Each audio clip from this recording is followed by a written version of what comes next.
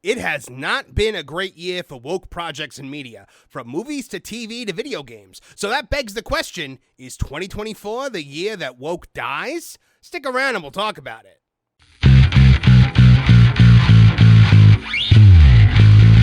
Hello, I'm Marvin, and I'm the Movie Monster. The old saying, go woke, go broke, is finally coming to pass in 2024, with big project after big project bombing spectacularly over the past few years. We've seen bombs of epic proportions with budgets in the hundreds of millions returning in the low millions. Every attempt to reach the mythical modern audience seems to end in abysmal failure. So what's going on then? Has Hollywood and the gaming world finally woken up to woke? You'd think that with bombs like The Acolyte, The Rings of Power, Indiana Jones and the Dial of Destiny, Wish, The Marvels, and now Concord, that the message would be clear. It becomes even clearer when you look at the success of things like Spider-Man No Way Home, Top Gun Maverick, Black Myth Wukong, Inside Out 2, the Super Mario Bros. Movie, and Deadpool and Wolverine.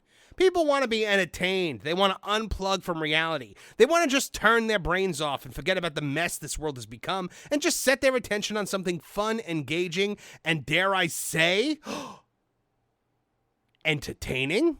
The failure of Concord is one of the biggest blows against the woke mind virus in recent memory. This game was meant to pander hard to the mythical modern audience, but it failed to get a sizable audience of any kind. PlayStation spent more than $200 million on this game, and its Steam Play account could barely scratch 1,000 players at any one time. Players were sitting around for 8-10 minutes at a time waiting to get enough people to be playing online to get a game together. And just yesterday, it was announced that Concord will be shutting down its servers this week, taking the game offline and refunding players who purchased it. Star Wars Outlaws is also already being offered at a discounted price, while Black Myth Wukong, a game made by a Chinese studio that went out of its way to reject political messaging, has set massive records. We've seen The Acolyte canceled. Rumors are flying that Phoebe Waller-Bridge's Tomb Raider series is also on the chopping block. Plus, we've heard reports that Marvel has fired its activist producers. Are media companies learning a lesson? Let's talk about it today on Tooney TV. So in today's video, I wanted to take a look not at a singular franchise, but rather on virtue signaling media, or woke media, I guess you'd call it. Obviously I used it in the title for this. I used it in the thumbnail. I don't love the word woke. I think it's overused, but you know what loves it? The YouTube algorithm. So I got to use it. So essentially, I wanted to focus in on just virtue signaling media as a whole and what the state of it is. You could see, I got the idea by looking at this tweet today from Quarter Black Garrett, because he points out all of the virtue signaling projects that have failed in recent years. And when you add up the amount of money these projects have lost, it's astronomical. Star Wars Acolyte failed. Doctor Who failed. Star Trek failed. Indiana Jones failed. Rings of Power failed and failing. Dustborm failed. Concord failed and canceled. Star Wars Outlaws failed. Starfield failed. MCU Phase 4 failed. All of these things have failed, and the financial burden that puts on a studio is absolutely legendary in its amount. Pro and I did a video on his channel the other day in which we actually sat down and tried to calculate how much money Disney is losing in animated films by comparing what Inside Out 2 did to what things like Lightyear and Strange Worlds and Wish did. And we came to the conclusion that over those movies, the company lost $2.15 billion. That's an absolutely insane amount. Pro talked about this in his article on That Park Place, written by him, where he says Disney learns valuable lesson as Inside Out 2 becomes the undisputed top-grossing animated film of all time. They were saying that Inside Out 2 was the biggest box office hit for an animated film, but that was weeks ago when it passed the official list of cartoon movies. However, the film has surpassed the CGI Lion King from Jon Favreau, which, by the way, they've been calling that a live-action remake for years now, and now that it's convenient to them, all of a sudden it's not only an animated film, but it's the highest grossing animated film of all time. So now that it's surpassed it, in reality, Inside Out 2 has topped the actual #1 animated box office hit, and it's likely a record that Disney never believed it could achieve. So according to Deadline, in yet another ascent and on its 12th weekend of release, Disney Pixar's Inside Out 2 has now grossed $1.666 billion globally, taking 2019's The Lion King to become the 9th biggest movie ever at the worldwide box office. That's really amazing. It might hit 170 before all is all said and done. So Inside Out 2 is not qualitatively remarkable process in the way that the original Inside Out is. It isn't on par with Pixar masterpieces like Toy Story, WALL-E, Ratatouille, Up a Coco. It's certainly no Incredibles, but what Inside Out 2 has proven is the still present desire from global audiences to enjoy a Disney Pixar animation treat if it is at least passably good. Heck, even average will do. And average is something that Inside Out 2 achieves, if not more. He goes on to say, clearly families are not interested in socio-political narratives in children's content from any angle. They want to talk to the kids privately about those sorts of issues. When word breaks out that they'll have to do an awkward explanatory conversation in the car after the movie theater experience, they decide to stay away. Inside Out 2 is devoid of almost any social commentary but beyond universalisms, and as a result, it's now one of the greatest box office successes in movie history. That's great for Disney investors. It's not so good for those who want to use Disney as a means of influencing children in a partisan manner. So there you have it. It's what I've been saying for weeks, folks. People just want to go to the movies or sit down in front of their TV, pick up their game controller, and just have some fun.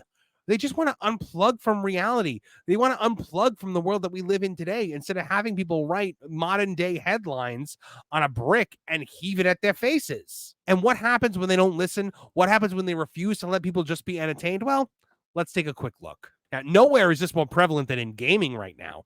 PlayStation has pulled the plug on Concord, its woke masterpiece Overwatch remake, basically. It was trying to kill Overwatch with a remake of Overwatch that just let you pick pronouns and had, fat ladies and trans people in it. And it was basically Overwatch with the virtue signaling turned way, way up. After less than 2 weeks, PlayStation has pulled the game down and offered full refunds to everyone that bought it. That means that instead of going forward with it and trying to just take what they've gotten thus far, it's cheaper for them to be like, here's all your money back. We're going to take the bath on this one. This game cost in excess of $200 million to make over 8 years. That's 8 years flushed down the Pichadou, all because you thought this was what people wanted. In a blog post, Firewalk Studios game director Ryan Ellis announced at this time, we've decided to take the game offline beginning September 6th and explore options, including those that will better reach our players. They're claiming they're going to pull it down and then revamp it and put it back up, but I think this is dead. I think just the Concord Dame is poison at this point. He also shared the company will be offering full refunds. While we determine the best path ahead, Concord sales will cease immediately. We will begin to offer a full refund for all gamers who have purchased the game for PS5 or PC. If you purchase the game for PlayStation 5 from the PlayStation Store or PlayStation Direct, a refund will be issued back to your original payment method. This is one of the characters in there. No, this is not Eggman from the Sonic games with the mustache shaved off. This is an actual person you were meant to play as. As John points out, this is an article by John Trent, the game was plagued with negative feedback from the onset, with many players decrying the game for its ugly designs and promotion of transgender ideology with the inclusion of pronouns. Yeah. Look at this. It's one off, and it's got he, him pronouns. Why did anyone think that needed to be a thing? Ex-user Manga Lawyer also mocked, oh my God, finally, literally a playable tank with Imari here. But it doesn't just stop at Concord, folks. Look at this. Star Wars Outlaws sales 55% lower than Star Wars Jedi Survivor in the United Kingdom. Report claims that Star Wars Outlaws sales are 55% lower. It's according to Nintendo Life. It topped the sales chart in the United Kingdom, besting Hogwarts Legacy, Elden Ring, Armored Core, Fires of Rubicon, and EA Sports FC 24. However, games industry head Christopher Dring reported launch sales are 55% lower than what Star Wars Jedi Survivor did. He also noted it was 15% bigger than Ubisoft's massive last game, Avatar Frontiers of Pandora. Now, this game, nobody wanted it. We've been talking about it on that gameplace. It's just got ugly character design. It's a buggy, glitchy mess. People paid $130 for early access to this game, and it was so broken that they had to issue a patch that would wipe out your saved game, completely wiping out any progress you made during that early access. So you all paid an extra $70. What? For what? For what did you pay that for? Then you've got the Squad kill the Justice League's abysmal failure leads to massive layoffs at Rocksteady. Rocksteady has decreased its quality assurance team by over 50% because this game bombed. These studios trust these DEI firms like Sweet Baby Inc. and Kim Bel Air to come in here and change the game around and make it more pleasing to a quote-unquote modern audience that apparently clearly doesn't exist. They kill off, they have Harley Quinn shoot Batman in the face in an alleyway in one of Kevin Conroy's final performances, It's just completely disrespecting the fans of the original Arkham games. Now, there's a lot that can be said. We're not a video game channel. I refer to that game place for all your gaming needs. But this is just another example of how these for lack of a better term, woke titles are tanking entire industries now. And people like Kim Belair, grifters like her, she got paid for this game. She made all the money she needed to make for it to be a profitable venture for her, and then she skipped town with it, with her and Sweet Baby Inc. laughing all the way, while Rocksteady is now laying off its workforce. And then you look at things like the Rings of Power, like the Acolyte, like Phoebe Waller-Bridge's Tomb Raider, like Indiana Jones and the Dial of Destiny, like the Masters of the Universe show, the Kevin Smith show on Netflix. It all keeps tanking, and there's a reason why. People don't want to be lectured at. They don't want virtue signaling. They don't want woke. What do you think, guys? Do you think that Hollywood is starting to learn this lesson?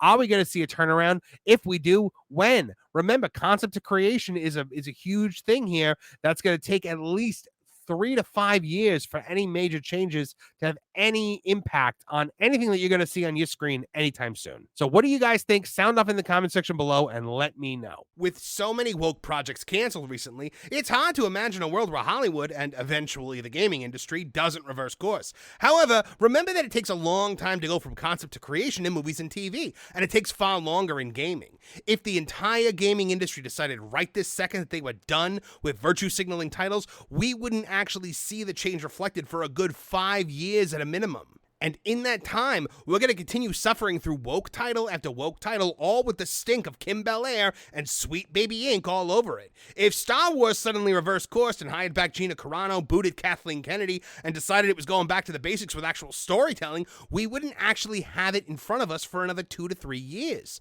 So is there hope? I hope so. I hope there's hope. But as we just said, only time will tell. And we're going to have to wade through the muck for years to come before we can have any kind of relief.